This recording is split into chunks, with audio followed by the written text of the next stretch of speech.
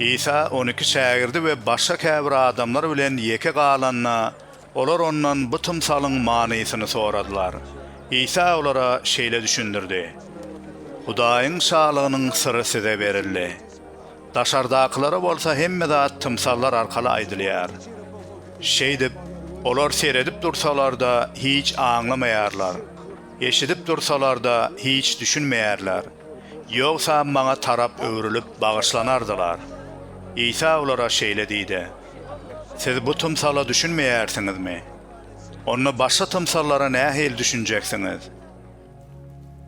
Daýhanyň ekýäni Hudaýyň sözüdür. Käbir adamlar ýoluň üstüne düşen tohumlara meňdeýärler.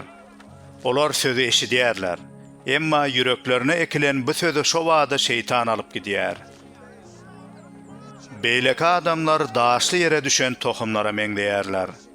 Olar sözü eşidip, onu dessine şatlyk bilen kabul edýärler.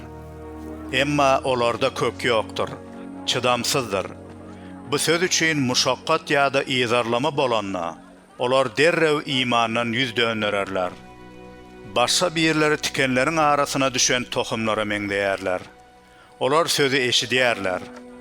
Emma dünýäniň gaýgylary, baýamak höwesi we başga meýiller ara girip sözü boğýar. Şonuň üçin söz hasyl bermeýär. Gowy topraga düşenler bolsa, söz eşidip onu kabul edýärler we käbiri 30, käbiri 60, käbiri hem 100 etse hasyl berýär.